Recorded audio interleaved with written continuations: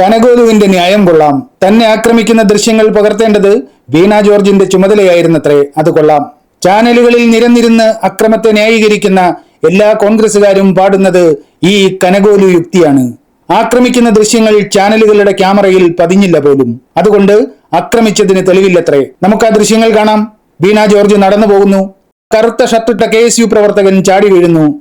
കരിങ്കൊടി കാണിക്കുകയാണ്.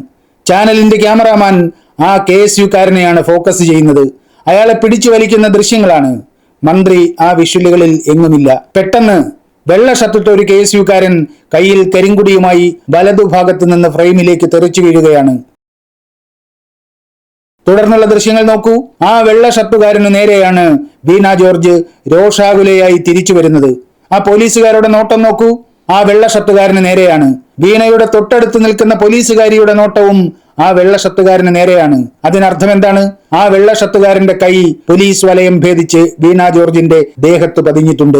തങ്ങളെ വെട്ടിച്ചാ കൃത്യം ചെയ്തതിന്റെ ആശങ്കയിലാണ് പോലീസുകാരെല്ലാം ആ വെള്ള ഷർട്ടുകാരനെ നോക്കി നിൽക്കുന്നത്. ആ വെള്ള ഷർട്ടുകാരന്റെ പ്രവൃത്തിയിൽ രോഷാകുലയായിട്ടാണ് വീണ ജോർജ് അയാൾക്ക് നേരെ പാഞ്ഞു ചെന്നത്. ഉറപ്പാണ് വീണ ജോർജിനെ ആക്രമിച്ചത് വെള്ള ഷർട്ട് ധരിച്ച KSUക്കാരനാണ്. ആ ക്രിമിനലിന്റെ അതിക്രമം ക്യാമറയിൽ പതിയാത്തതിന് വീണ ജോർജ് ആണത്രേ ഉത്തരവാദി. തന്റെ ദേഹത്ത് അക്രമിയുടെ കൈ പതിയുമ്പോൾ ആത്മാഭിമാനമുള്ള ഏത് സ്ത്രീയും കാണിക്കുന്ന വീറോടെയാണ് അവന് നേരെ വീണ ജോർജ് പാഞ്ഞു ചെന്നത്. അവരുടെ മുഖഭാവത്തിൽ നിന്ന്, ശരീരഭാഷയിൽ നിന്ന് നമുക്ക് ഉറപ്പിക്കാം, ആ വെള്ള ഷർട്ടുകാരനാണ്, അവൻ തന്നെയാണ് പ്രതി. ഏതെല്ലാം ക്രിമിനലുകൾ ഏതെല്ലാം ചാനലുകളിൽ നിരന്നിരുന്ന് ന്യായീകരിച്ചാലും ഈ ഫ്രെയിമും വീണയുടെ രോഷവും സത്യം പറയും. ഇത് തീ കൊണ്ടുള്ള കളിയാണെന്ന് കോൺഗ്രസ് നേതാക്കൾ മനസ്സിലാക്കിയാൽ നന്ന്.